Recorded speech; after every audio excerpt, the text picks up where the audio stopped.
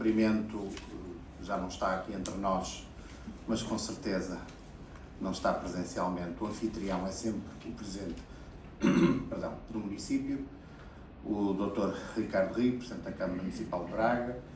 Cumprimento o Dr. Eduardo Costa, Presidente da ANIR, e na sua pessoa todos os sócios, os membros desta ilustre associação que tem trabalhado com o Ministério dos Assuntos Parlamentares de uma forma profícua e próxima durante todo este tempo. Cumprimento os senhores deputados, o senhor deputado ao Parlamento Europeu, Dr. Paulo Cunha, e a senhora deputada Joana Mortágua, e penso que a presença de ambos aqui é bastante significativa pela importância do tema. Sintam-se, por favor, todos cumprimentados.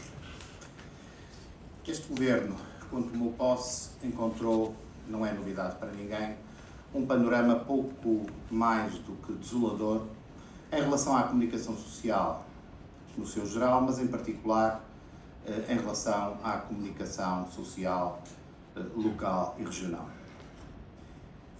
As causas são conhecidas, não as vou escalpelizar aqui e minuciar, porque, enfim, seria um pouco fazer desta sessão uma espécie de muro de lamentações, não é isso que interessa. Apenas, e esta questão foi-me suscitada pela intervenção do Dr. Eduardo Costa, apenas dizer que no Ministério dos Assuntos Parlamentares, quer o Ministro Pedro Duarte, quer eu próprio, temos uma visão muito, enfim, própria daquilo que significa a comunicação social, regional e local. Mas para isso eu tenho que falar no papel geral da comunicação social e vou fazê-lo muito brevemente. A comunicação social livre, isenta, independente essencialmente do poder político e dos outros poderes fáticos que possam existir, é fundamental, não por ser uma frase que todas as vezes, em circunstâncias como esta, se repete e que muitas vezes está desprovida de significado, mas tem uma importância porque é um elemento constitutivo, material e também formal do Estado de Direito. O Estado de Direito vive de um conjunto de princípios e de lógicas, a separação de poderes, o respeito pelos direitos fundamentais, a lógica do sistema democrático, independentemente do modo como este está organizado, tem também que obedecer a um conjunto de critérios, e uma comunicação social livre, uma comunicação social isenta, uma comunicação social criteriosa, crítica, que faça, digamos assim, o crivo de um conjunto de ações sem estar subordinado aos ditames e às lógicas desse poder político ou desses poderes fáticos de que falei há pouco. E isso é que faz com que exista a nível nacional, a nível do governo nacional, do governo entendido não como órgão, mas numa expressão um pouco anglo-saxónica, ou seja, o governo entendido como Estado, faz com que se possa considerar e dizer que, independentemente dos modos específicos como se organiza, este Estado é um Estado de Direito e outro, eventualmente, não o será. Uns porque não respeitam a democracia, outros porque têm lógicas em que a separação de poderes não está perfeitamente assegurada, o Poder Judicial está subordinado ao Poder Executivo, o Poder Legislativo também ele não é inteiramente livre, e outro dos critérios é exatamente a existência de uma comunicação social livre, isenta, capaz e autossuficiente.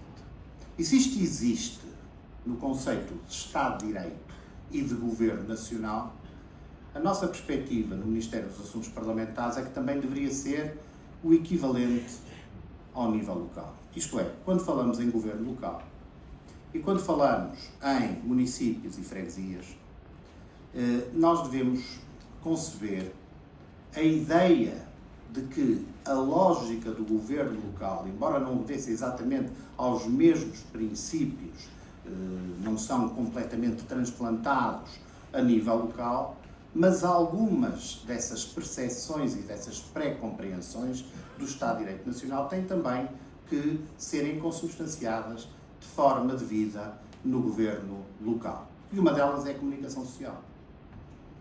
A ideia é que o governo local democrático não está perfeito, não será uma obra acabada se não existir uma comunicação social local livre e isenta à semelhança do que nós dizemos na perspectiva geral ou na perspectiva nacional. Só que, se nós quisermos levar à letra estes critérios, então, de facto, a perspectiva é desoladora a nível local.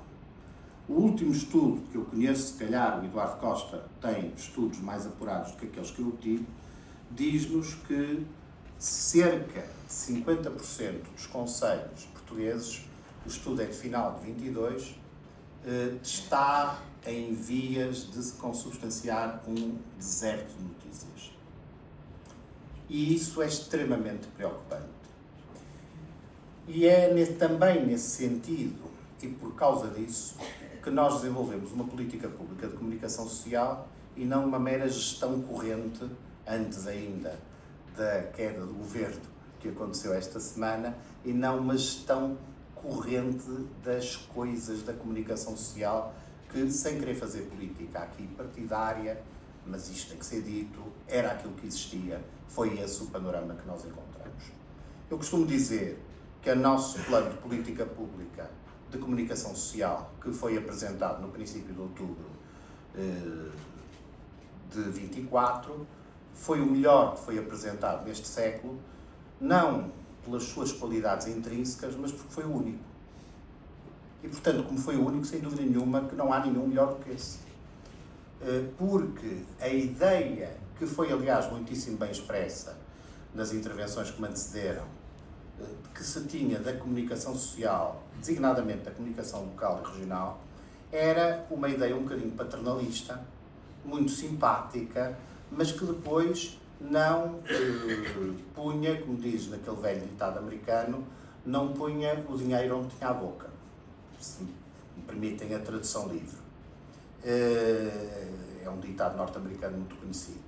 E nós tentamos criar um conjunto de medidas, umas de emergência, outras que teriam o âmbito da legislatura, todas elas calendarizadas, um plano dinâmico, isto é, não é um plano fechado, inclusivamente já estávamos a desenvolver medidas que não faziam parte desse plano, no sentido de, em primeiro lugar, ocorrer ou acorrer a um conjunto de situações extremamente dramáticas e fazer aquilo que uma política pública deve fazer. E o que é uma política pública? Uma política pública são um conjunto, é uma estratégia feita de diretrizes, de vetores que vão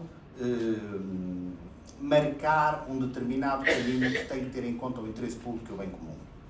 E na comunicação social, uma política pública significa providenciar que todos os concelhos do país tenham distribuição de jornais, e a situação era perfeitamente desoladora quando nós chegamos. Nós temos neste momento um único distribuidor. Um único. Não porque tenha um monopólio do ponto de vista formal, mas porque os outros distribuidores da imprensa nacional se retiraram. E, portanto, existe apenas um, como sabem, é a VASP. E já existiam, no momento em que nós tomamos posse, 4 concelhos que não tinham distribuição de jornais. E o panorama era de tal forma desolador que aquilo que nos foi apresentado, quer pela ANACOM, quer por esse único concorrente no mercado, era que no final de 24 esses 4 poderiam chegar a mais de 2 dezenas de concelhos sem distribuição de jornais. Essa foi uma das medidas de emergência que nós tomamos, celebramos imediatamente com a VASP um protocolo em que fizemos com que a VASP tivesse condições para distribuir jornais, publicações periódicas nos 4 concelhos que estavam completamente a descoberto e que fizesse, através desse protocolo, assumisse o compromisso de não se retirar dos outros concelhos onde, efetivamente, tem prejuízo económico, mas queria aguentar essa situação até existir uma solução governativa, de Estado, uma solução pública de médio, longo prazo, através da efetivação de um concurso público que foi a primeira vítima da queda do governo. O concurso público está praticamente pronto, tem um valor de 3,5 milhões, era um concurso público que depois da adjudicação teria o prazo de 3 anos e que iria ser um concurso público internacional, portanto, estaria aberto a qualquer concorrente português ou outro que quisesse prefazer essa tarefa pública de distribuição de publicações periódicas, porque essa é uma tarefa pública incluída numa política pública. Obedecendo ao princípio da igualdade, o Estado não pode assumir pacatamente como uma fatalidade da vida que um cidadão no centro de Braga possa comprar os jornais que entender, no centro de Lisboa também, no Porto também, mas que não o possa fazer noutros concelhos do interior. Isso não é admissível, porque isso fere o princípio da igualdade. E, portanto, uma política pública serve exatamente para colmatar essas falhas que eventualmente possam existir, como existiam e como estavam em riscos de serem aumentadas.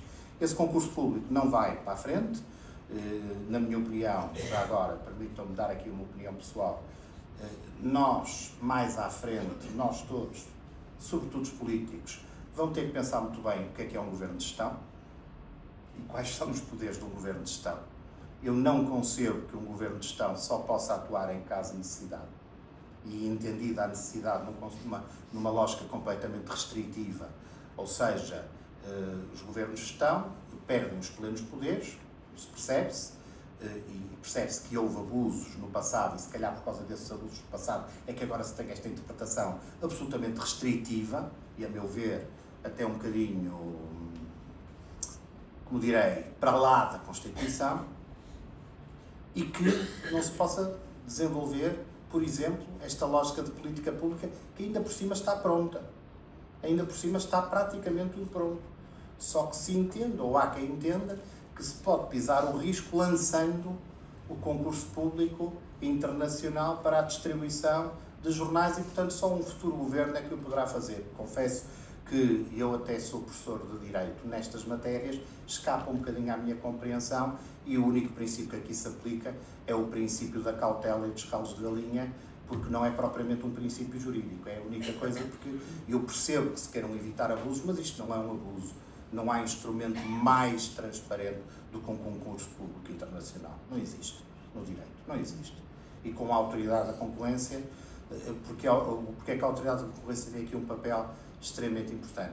Porque, como é o único operador do mercado, todas as atividades desse operador são fiscalizadas diretamente pela autoridade da concorrência. Mas parece que isso que não vai para a frente. Outras medidas não vão para a frente, eu estou disposto a dizer quais, algumas delas praticamente prontas, ou até já prontas. Houve um despacho que era conjunto, que até já estava assinado por mim, porque eu até assino as coisas com mais pressa, digamos assim. O problema desta crise política, como imaginam, as crises políticas dificilmente são previsíveis, a não ser por aquelas pessoas, e existem muitas, que conseguem prever tudo o que aconteceu depois de ter acontecido. Mas para os outros que não têm essas capacidades de prognose, esta crise política durou 2 semanas e meia e resultou e consumou-se em 2 semanas e meia e, de facto, havia coisas que estavam praticamente, se me permitem a expressão, no prelo e que acabaram por não ter condições para serem viabilizadas. Mas algumas foram. A duplicação do porto pago é uma delas. Foi já aprovada em Conselho de Ministros, levantaram-se uma série de problemas, vocês sabem, todos nós sabemos que um dos defeitos que nós temos, eu gosto muito do meu país e gosto muito, como alguém já chamou, da arte de ser português. E acho muita piada. Gosto mesmo, sinceramente. Mas a capacidade que nós temos para complicar aquilo que é simples, às vezes, é verdadeiramente assombrosa. Na questão do porto pago, muitas outras questões neste país, há a questão dos territórios de baixa densidade. E, portanto, há digamos assim, incremento do apoio nos chamados territórios de baixa densidade. Não é só na questão do porto pago. Por exemplo, para os fundos europeus e para muitas outras matérias, isso também existe. Às vezes é preciso chegar ao Governo para perceber que não há nenhuma norma jurídica legal que defina exatamente o que é um território de baixa densidade. Ou seja, distribuem-se milhões em função de um critério que não está submetido a uma norma legal, mas que consta de um despacho de 2015 que foi renovado em 21 e cuja caracterização do ponto de vista constitucional eu até tenho algumas dificuldades doutrinárias em perceber exatamente qual é. E de repente, quando apareceu o porto pago, o que nós queríamos fazer era pegar no decreto-lei que já existe e mudar apenas o quantitativo, que era 40%, como sabem, e que passará a ser 80%, é uma duplicação na plena acessão da expressão. De repente disse, mas de falar aqui em territórios de baixa densidade, isto tem que ser esclarecido, ou seja, não sei se estão a entender, não foi esclarecido nos últimos 30 anos, mas ia ter que ser esclarecido agora a propósito do porto pago. Conseguiu-se ultrapassar com mais alguns cabelos brancos que estão neste momento expostos perante Vossas Excelências, ganhei com essa batalha intelectual, conseguiu-se ultrapassar essa questão e o porto pago foi aprovado. O mesmo não aconteceu, como disse o Eduardo Costa, antes de mim, com as deliberações autárquicas, explicar que aquilo que sabem, a questão da publicação nos jornais locais das deliberações autárquicas, em primeiro lugar, tem que ser feito por lei, porque implicava, a nosso ver, uma alteração do regime jurídico das autarquias locais. Está na lei desde 2013, desde que o regime existe, mas em bom rigor, esta obrigação já resulta de uma lei dos anos 90, que foi transplantada, ou seja, vamos ver isto em linguagem tecnocrata, fez-se copy-paste para o regime de 2013. E estava, obviamente, desatualizado. Estava desatualizado em relação à imprensa digital e estava desatualizado também na sua lógica de operacionalização. E por isso, não apenas por isso, mas também por isso, é que nunca foi aplicada, nem nos anos 90, nem no princípio do século, nem a partir de 2013, por vários governos. Nunca foi operacionalizada, embora seja um imperativo legal. Então nós resolvemos atualizar o regime e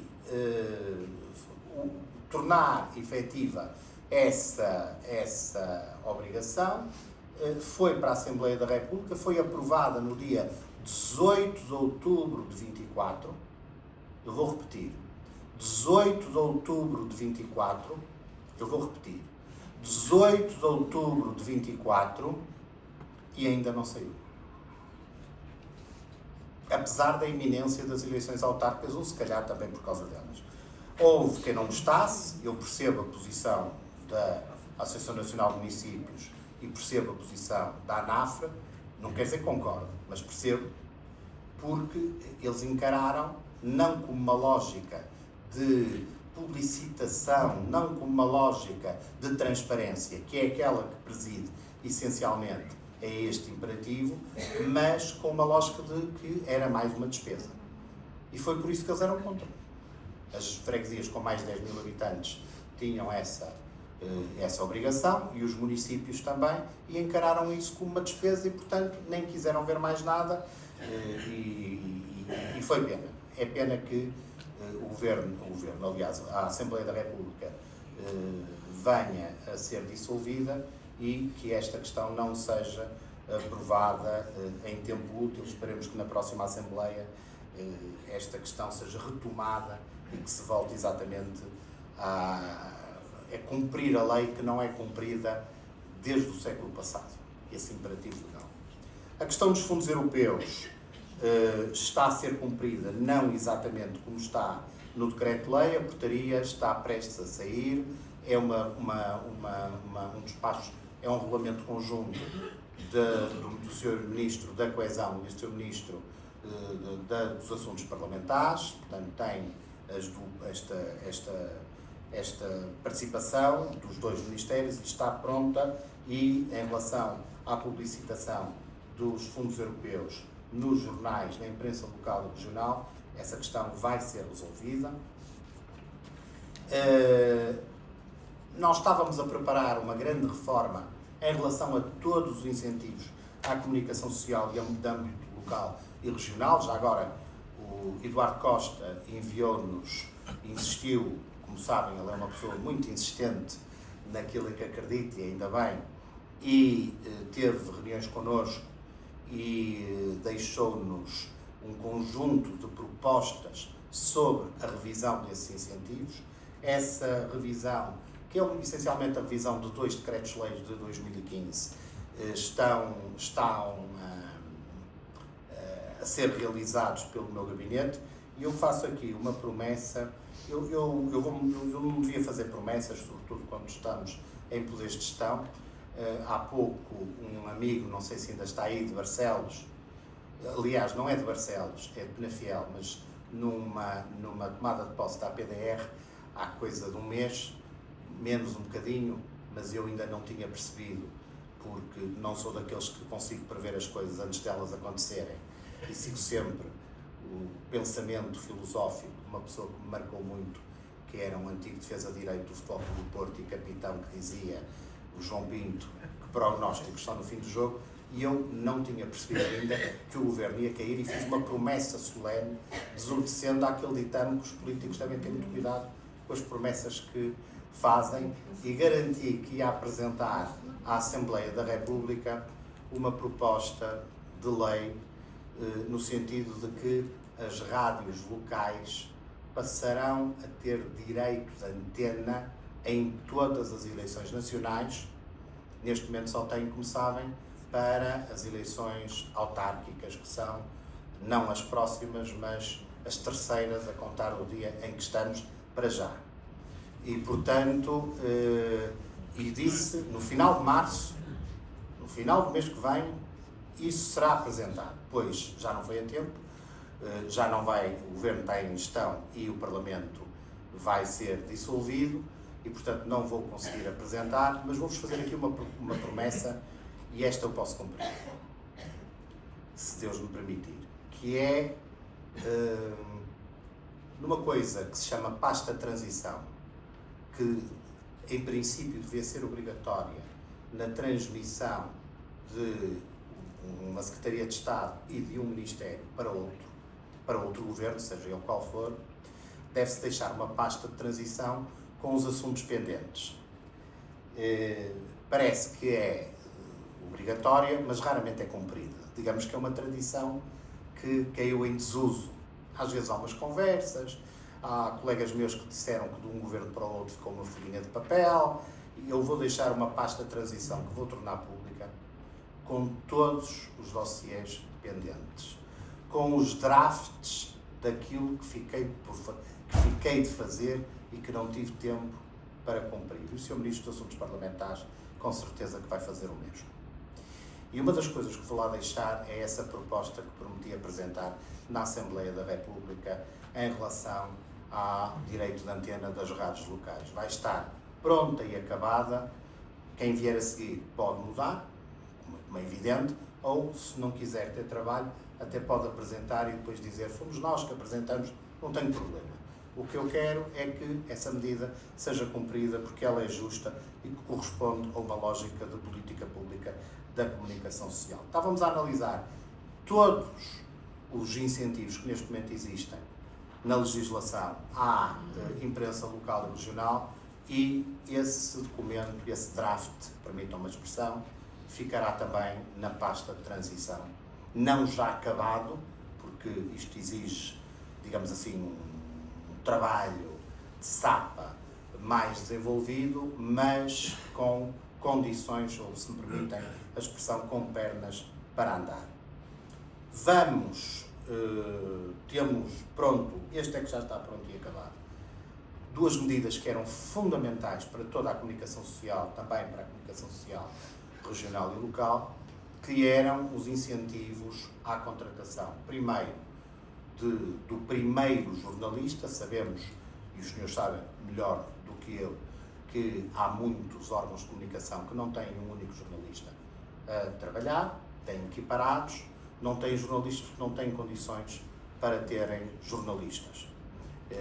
E, portanto, nós, juntamente com o IFP e com o Ministério das Finanças, elaboramos uma lógica que está pronta. Está pronto, um dos documentos eu até cheguei a assinar. E, portanto, está mesmo pronto, só que, entretanto, caiu o governo, de incentivos ao primeiro jornalista e de incentivos e retenção de talento em relação aos meios de comunicação social que já têm jornalistas e queiram contratar mais e reter aqueles que têm. O Sr. Presidente da República disse, num encontro sobre comunicação social há coisa de 2 meses, disse sobre o nosso plano uma coisa muito curiosa, que foi o plano é bom, e eu agradeço essas palavras elogiosas, mas não é isso que vai pagar salários. E a frase ficou, devem-se recordar. Pois nós até íamos fazer isso mesmo, ou seja, em relação a esta matéria, até pagar salários íamos fazer. Ou seja, o plano é bom, foi o Sr. Presidente da República que o disse, e eu também o digo, até porque foi o único que aconteceu neste século, e até ia pagar salários, em algumas circunstâncias, a jornalistas. E, portanto, até isso íamos fazer. Infelizmente, embora essa esteja, quando eu digo que está pronto, é que já está o despacho preparado.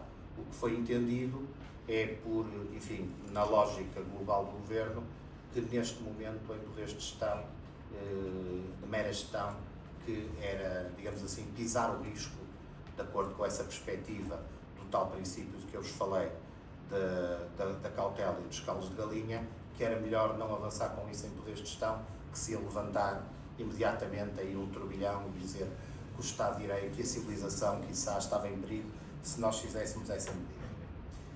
As assinaturas digitais para os órgãos de comunicação social também apenas avançaram parcialmente. Eu tenho que explicar porquê e tenho que explicar aqui. Eu peço desculpa se me estiver a alongar no tempo, mas eu acho que merecem esta explicação. Nós tínhamos 2 medidas para as assinaturas digitais. Uma era para jovens e a outra era para adultos, para toda a gente. Para jovens, nós íamos, o universo era mais pequeno, para 400 mil, e dentro da lógica da literacia mediática, nós propunhamos pagar a totalidade da assinatura de um meio de comunicação social. Aí a comunicação social local e regional não entrava. Entravam apenas órgãos nacionais generalistas e económicos, de acordo com a lógica da literacia mediática. E depois, esta medida avançou primeiro, porquê? Avançou primeiro porque nós tínhamos que fazer isto com o Ministério da Educação, como fizemos, e com o Ministério da Modernização, que tem a tutela da AMA, Agência da Modernização Administrativa, e existia aqui uma operação que é complicada para que a assinatura digital fosse realizada. Vai ser realizada na página gov.pt através da chave móvel digital, que era o interesse também que a modernização tinha, porque a chave móvel digital, o plano é que será o meio idóneo com que um cidadão, qualquer um, se vai passar a dirigir ao Estado, qualquer serviço e qualquer departamento do Estado Central, através da chave móvel digital. E, portanto, fazer este plano, iniciar este plano, na faixa mais jovem, primeiro era para o ensino secundário, depois, por uma questão, enfim, não vale a pena agora aqui explicar, passou para ser dos 14 aos 18, todos os jovens dos 14 aos 18, e não apenas aqueles que frequentam o ensino secundário, embora seja obrigatório. Curiosamente, há alguma discrepância de números, também só me apercebi quando estava a operacionalizar a medida. Entendeu-se que para a EMA ensaiar esse modelo técnico ou tecnológico, que era melhor começar por esta medida dos jovens, porque era mais pequena, o universo é apenas de 400 mil pessoas e não de milhões de pessoas. Obviamente que não estávamos a prever a queda do governo. Essa dos jovens já foi aprovada e vai passar à fase de operacionalização mal o decreto-lei entra em vigor. A outra não está ainda pronta e a outra incluía a imprensa local e regional. E aí o Estado ia pagar 50% da assinatura. E essa não está pronta. Estará pronta em draft na pasta de transição que eu prepararei juntamente com o Sr. Ministro dos Assuntos Parlamentares para que quem vier a seguir o possa fazer. Nós acabamos, e já foi aprovado, o Plano de Ação para a Segurança dos Jornalistas. Não é um problema, digamos assim, muito agudo em Portugal, comparando-nos com outros países do mundo e mesmo comparando-nos com aqueles com os quais gostamos de nos comparar, que são os nossos parceiros na União Europeia. Não há um grande problema de segurança de jornalistas, mas ainda assim julgamos que seria de aprovar este plano de ação, que é, aliás, obrigatório por recomendação dos organismos da União Europeia, que tem os itens como reconhecimento e valorização do papel dos jornalistas, a proteção dos jornalistas contra ameaças online, a proteção dos jornalistas em ambiente físico, o aumento do conhecimento sobre as ameaças e a participação ativa do setor. Isto tem muito a ver com uma diretiva, penso que já ouviram falar, que é a diretiva anti-SLAPP. Não sei se já ouviram falar. Esta tem muito a ver com processos judiciais, porque uma das formas que se encontrou, enfim, as experiências estão feitas em todo lado, e até na Europa, para liquidar uma ação ou uma investigação jornalística, é inundar a jornalista de processos judiciais. E isso é feito em muitos países, não tanto no espaço europeu, fora do espaço europeu, digamos assim, que é um instrumento contra a liberdade de imprensa relativamente comum, mas mesmo no espaço europeu existiram várias denúncias e vários casos, aqui em Portugal nem por isso. E, portanto, a União Europeia fez a diretiva, que é conhecida por Diretiva Anti-SLAPP, e nós, neste plano de ação, de segurança de jornalistas, nós já temos aqui esta lógica de proteção que também já foi aprovado. A duplicação do Port Pact, que eu falei, que também já está aprovada, não vai, houve essa dúvida, não vai funcionar a partir de janeiro, mas vai funcionar para o futuro. Não se conseguiu, enfim, que esse apoio ficasse em janeiro, a medida estava já feita e estava calendarizada para o final do primeiro trimestre de 25, foi isso que foi cumprido e, atendendo ao calendário, é isso que vai acontecer. Foi aprovado também o novo plano de literacia mediática. Nós tínhamos um plano que vinha do governo anterior, mas esse plano de literacia mediática, para além de ter sido feito um bocadinho à pressa, já agora tem um ano, foi aprovado umas linhas gerais em novembro de 23 e depois foi conhecido esse plano apenas em março de 24, já com o governo em gestão, o governo de então, o último governo do Dr. António Costa. Só que nós não ficamos satisfeitos com aquele plano de literacia mediática porque não realçava suficientemente uma das questões que nos parece ser, provavelmente, uma das questões mais importantes para a liberdade de imprensa, que é a questão da desordem informativa, a questão das fake news e o seu combate. Esta questão também, curiosamente, mudou nos últimos meses, não sei se repararam. Bastou que tivesse mudado o presidente dos Estados Unidos para que, de repente, por exemplo, ao nível das grandes plataformas digitais e já agora ao nível de alguns dos maiores jornais do mundo, em tiragem, relevância e importância, as questões da aferição da veracidade das notícias mudassem completamente. Aqueles que são utilizadores de plataformas digitais já repararam que, por exemplo, a Meta, Facebook e outras plataformas desse género, que que tinham um controle que era criticável por alguns, mas não é isso que interessa, tinham um controle mínimo sobre a veracidade das notícias, mudou completamente a lógica.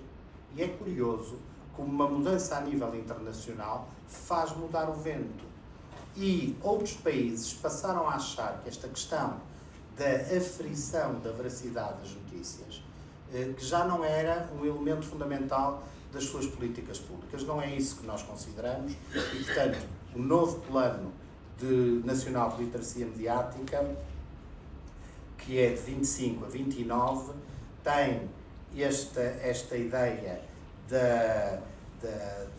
perfeitamente delineada e que tem expressão. Aliás, já agora, uma questão que não tem a ver com a imprensa local e regional, nós fizemos um novo contrato de concessão, renovamos, aliás, não fizemos um novo, renovamos o contrato de concessão com a RTP, e uma das novidades, por assim dizer, que, devo dizer, em termos da negociação, foi bastante difícil de convencer os órgãos de gestão da RTP, foi que a RTP tivesse o seu próprio sistema de aferição de notícias. Não apenas das próprias, que isso em princípio já tem, mas das notícias que nas redes sociais e até noutros órgãos de comunicação social são, digamos assim, trazidas ao público, oferecidas ao público. Porque a RTP não tinha. Onde reparar que era a única televisão que não tem o seu sistema de aferição, de verificação de notícias.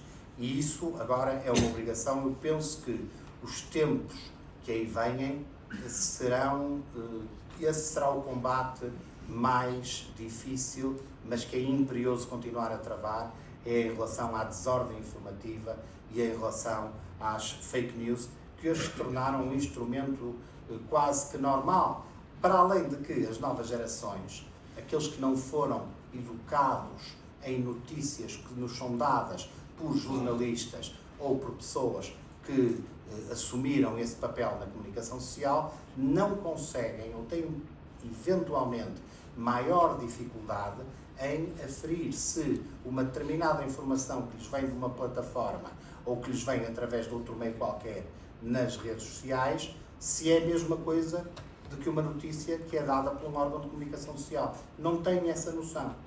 E eu, enfim, como muitos daqui, tenho filhos pequenos e sou muitas vezes confrontado com esse tipo de situações em que me dizem aconteceu não sei o quê e a minha preocupação é onde é que isso vem?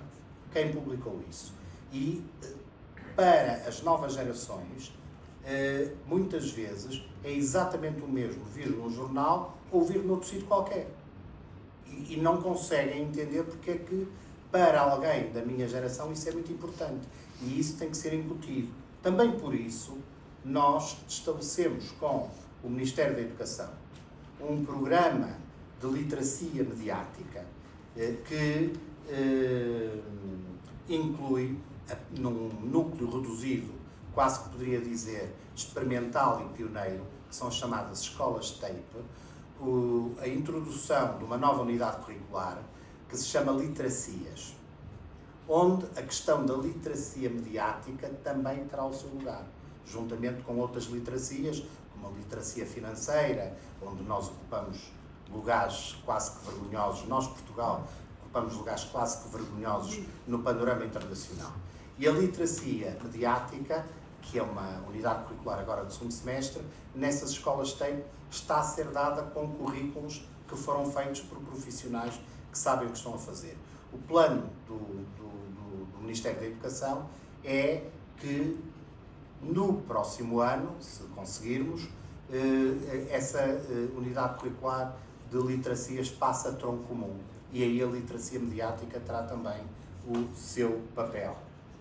Há aqui um conjunto de questões que eu depois poderei responder, que estão ligadas, por exemplo, à criação de benefícios para órgãos de comunicação social por parte da Lusa e alguns estudos que estão a ser realizados e que não vão ser perturbados pela queda do governo, como o estudo sobre o mercado jornalístico e os órgãos de comunicação social e que está a ser desenvolvido pela Fundação Francisco Manuel dos Santos, uma colaboração protocolada com o governo, mas que o governo não tem qualquer intervenção.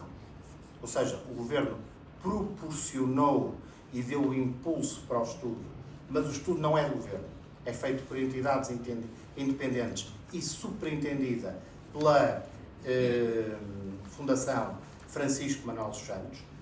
Temos também um livro branco sobre o jornalismo e a inteligência artificial, que é feita exatamente nos mesmos moldes, com o impulso do governo, mas sem que o governo tenha qualquer intervenção, e quem superintende é a Fundação Carlos Gulbenkian, juntamente com algumas universidades portuguesas e estrangeiras de grande renome. Vamos avançar também, ainda neste período de gestão, com um programa de formações para jornalistas na área da inteligência artificial. Vamos avançar para a formação empresarial vocacionada, e vamos ter antes das próximas eleições, e, portanto, vamos tentar implementar e criar as condições para que isso vá para a frente. Uma formação empresarial para órgãos de comunicação, para dirigentes e as pessoas interessadas, ligadas à comunicação social local e regional, para saber como é que algumas lógicas, que para alguns são simples, para outros eventualmente são as queixas que temos recebido, são bastante complicadas, de como é que deve ser gerida uma empresa de comunicação social local e regional. Vamos fazer essas formações com as entidades que já estão no terreno nessa matéria e tudo aquilo que está no plano e que não conseguimos cumprir em virtude das circunstâncias estará presente, e essa é uma promessa que eu posso fazer e estou em condições de fazer aqui, na pasta de transição, e os caminhos estarão aí apontados, em alguns casos nem sequer apenas os caminhos, mas até os documentos acabados e que nós não pudemos lançar, como os incentivos à contratação do primeiro jornalista e os incentivos à contratação de mais jornalistas, naqueles que os têm, as assinaturas bonificadas para os órgãos de comunicação social geral e que vão incluir os órgãos de comunicação social local. Esse plano, nós acreditamos nele, julgamos que o próximo governo, seja ele qual for, vai levar a cabo grande parte dessas iniciativas e também de outras que possam, no fundo, prover o mesmo fim de interesse público.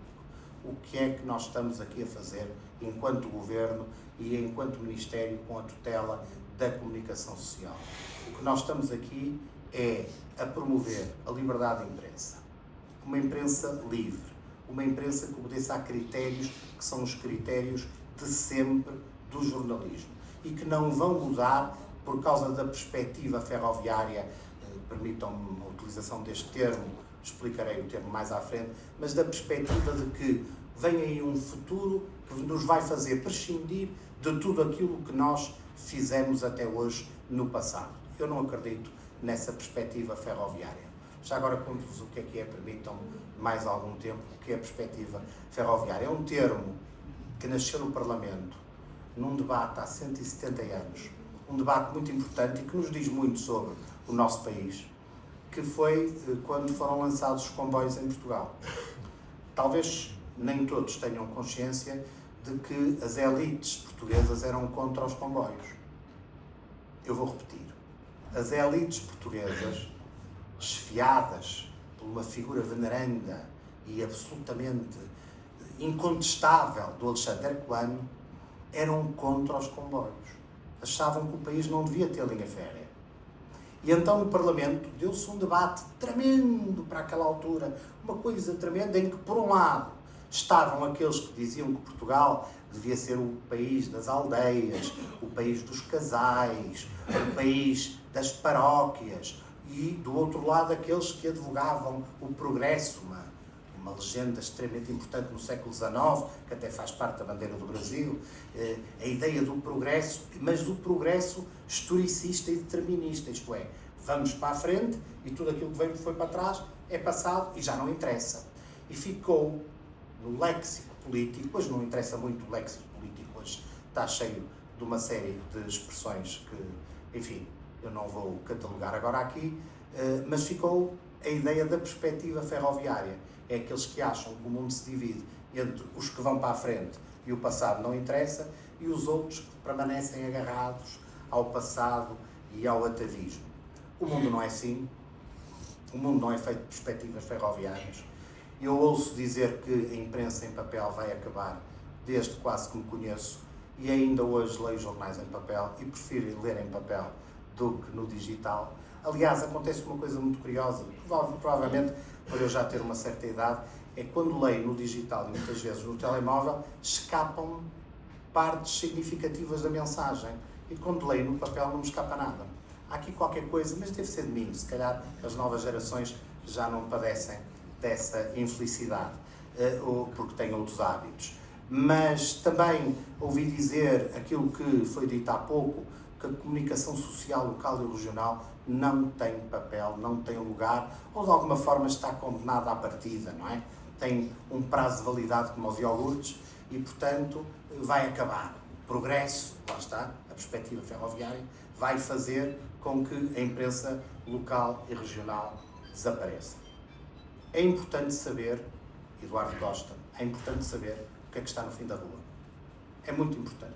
Se calhar eu não consigo compreender o mundo se não perceber exatamente as circunstâncias daquilo que se está a passar no fundo da minha rua. Porque isso faz parte da minha existência, faz parte da minha lógica existencial, saber o que se passa no mundo, saber o que se passa no meu país, mas saber o que se passa no fundo da minha rua. Isso é extremamente importante.